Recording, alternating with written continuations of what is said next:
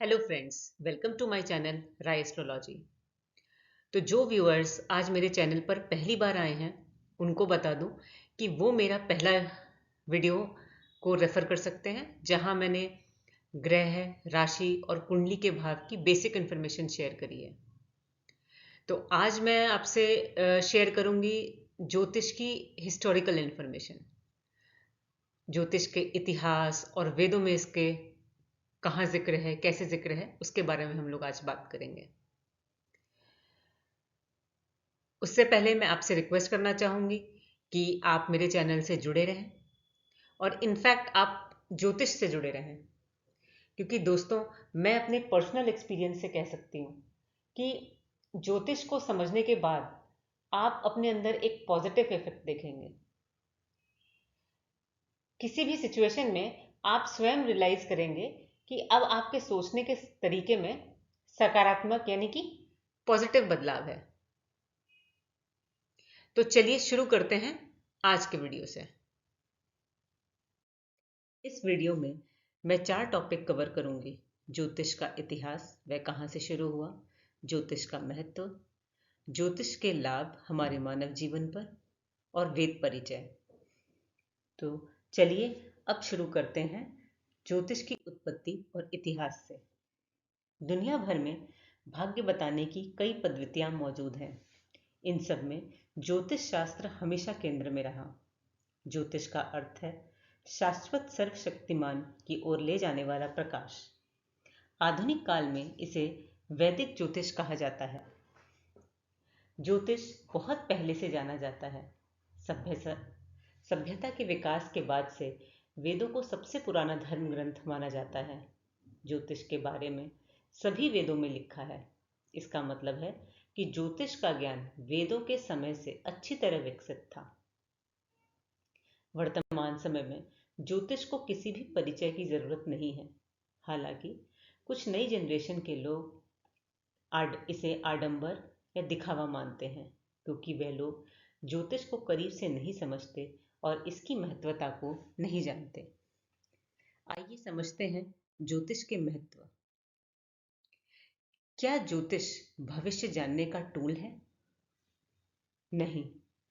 अक्सर लोग ज्योतिष को सिर्फ भविष्य और फ्यूचर जानने के लिए उपयोगी मानते हैं। वास्तव में ऐसा नहीं है।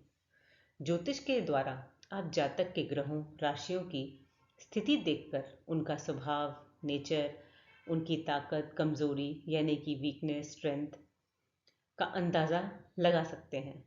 ये जानकर व्यक्ति पहले से ही अपने अंदर उचित सुधार कर सकता है।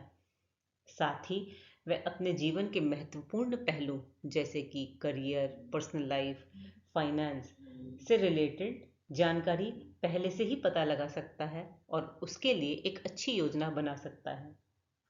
सबसे इंपॉर्टेंट बात यह है कि ज्योतिष को जान लेने के बाद व्यक्ति अपनी असफलता का दोष किसी और को नहीं देता। वह एक एक्सेप्टेंस मोड में आ जाता है जहां वह दूसरों को ब्लेम नहीं करता। वह स्वयं किसी भी असफलता, नुकसान को अच्छी तरह से सामना करने में सक्षम होता है। आइए जानते हैं ज्योतिष के लाभ हमारे मानव जीवन पर। जैसा कि अभी मैंने बताया कि ज्योतिष की मदद से हम अपने जीवन के महत्वपूर्ण पहलू का पूर्वाभास यानी कि पहले से जान लेते हैं और उसकी मदद से एक अच्छी योजना बना सकते हैं। ठीक उसी तरह जैसे अगर हमें मौसम का पहले से अनुमान हो जाए और पता लग जाए कि बारिश होने वाली है, तो हम अपनी सुरक्षा के लिए रेनकोट और छाता का इंतजाम पहले से कर लेते हैं। ठीक उसी तरह ज्योतिष भी हमें हर एरिया में ग्रह राशि की स्थिति के हिसाब से सुझाव देता है। ज्योतिष जातक को उसके करियर, फाइनेंस में परामर्श दे सकता है कि उसके लिए कौन सी फील्ड अच्छी रहेगी, वह धन कहाँ से अर्जित कर सकता है, उसे कौन सी उच्च शिक्षा का चुनाव करना चाहिए जो उसके लिए सही रहेगा, प्रॉपर्टी व्हीकल खरीदने का सही समय क्या है जिससे कि वह उसी समय पैसा लगाए जब उसके पैसों का हानि ना हो। वह अपने स्वास्थ्य के बारे में भी जान सकता है जिससे वह पहले से ही सतर्क हो सकता है। और अपने भोजन यानी कि खाने पीने और एक्सरसाइज पर ध्यान दे सकता है, जिससे कि उसे स्वास्थ्य संबंधी समस्या ना हो। वह अपनी धार्मिक यात्राएं या दूर यात्राओं के बारे में भी जान सकता है कि उसका सही समय क्या है, जिससे ट्रैवल करने पर उसका कोई नुकसान ना हो। और लास्ट में पर्सनल लाइफ यानी कि मैरिज। जो जातक की शादी नहीं हुई है वह ज्योतिष में जन्म कुंडली मिलान के द्वारा पता लगा सकते हैं कि वह दो लोग आपस में कंपैटिबल है कि नहीं और उन्हें शादी जैसे रिश्ते में आगे बढ़ना चाहिए या नहीं। और जो लोग ऑलरेडी शादीशुदा हैं वह जान सकते हैं कि उनके आपस में संबंध कैसे रहेंगे और उसको बेहतर बनाने के लिए वह क्या उपाय कर सकते हैं। इसके अलावा अशुभ ग्रहों के प्रभाव को कम करने के लिए भी ज्योतिष में उपाय हैं, जिनको करने से जातक के दुख कुछ हद तक कम हो सकते हैं। आइए जानते हैं अब वेदों से के परिचय से।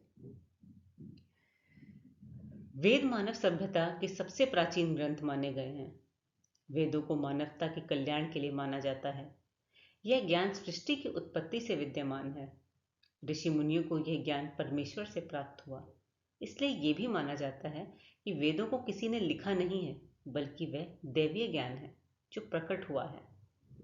इन ग्रंथों से जीवन के हर क्षेत्र का ज्ञान मिलता है, जैसे कि मनुष्य को उचित अनुचित मात्रा में चिकित्सा, औषधि, क्योंकि उस काल में रोग को ठीक करने के लिए औषधियों का ही प्रयोग किया जाता था।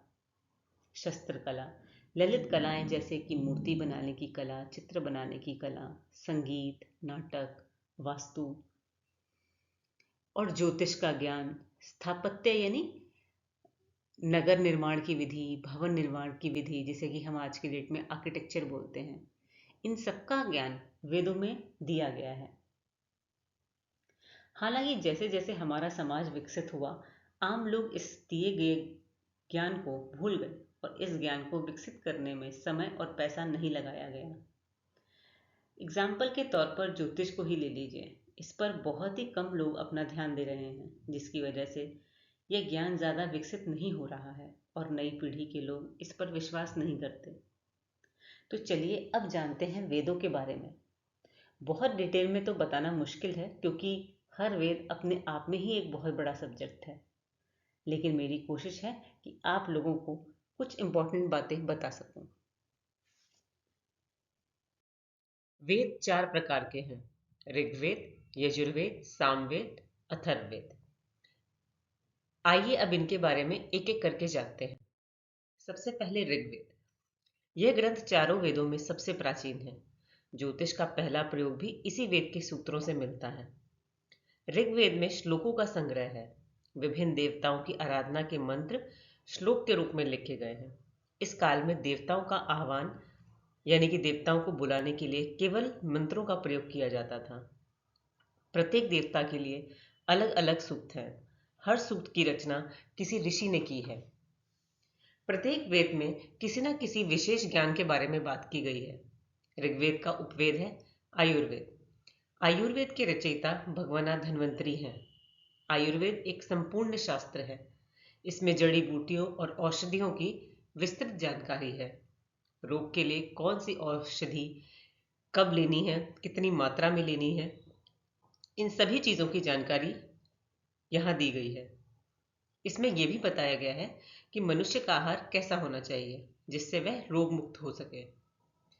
यहाँ मौसम के अनुसार भी आहार बताया गया है कि किस मौसम में कौन सा आहार लेना चाहिए और कौन सा नहीं, जिससे मनुष्य सदा स्वस्थ रहे।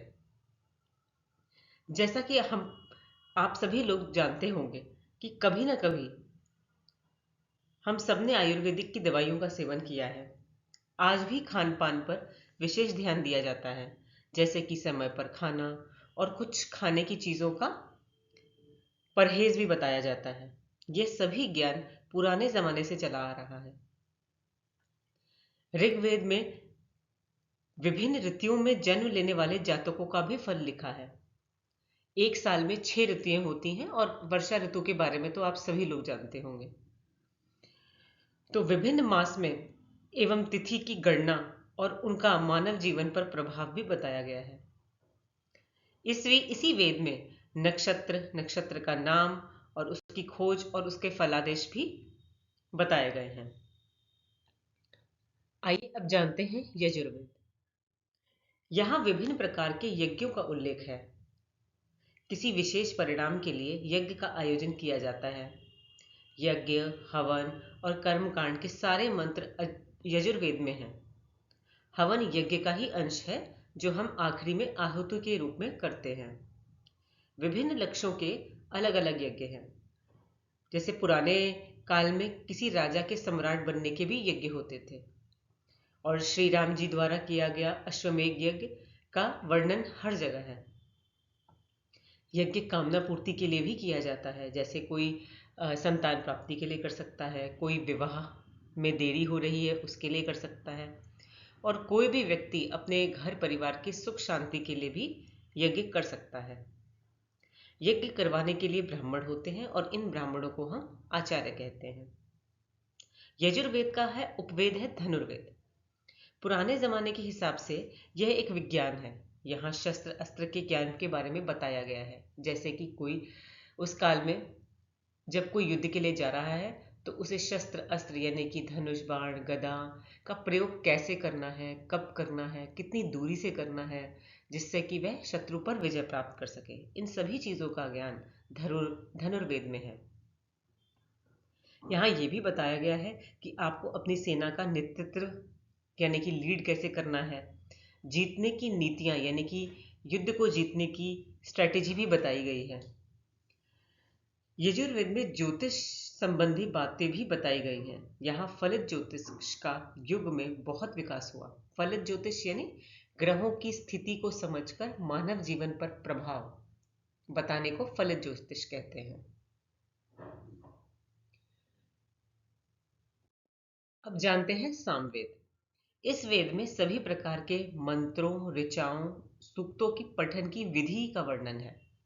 मंत्रों के पठन का समय भी निश्चित है, जैसे कि कुछ मंत्र प्रातः काल में पढ़ने के लिए हुए, दोपहर में, संध्या में, तो अलग अलग समय निर्धारित किया गया है। इन तीनों समय की पूजा को त्रिकाल संध्या कहते हैं। अलग अलग समय पर पूजा करने के अलग अलग प्रभाव बताए गए हैं।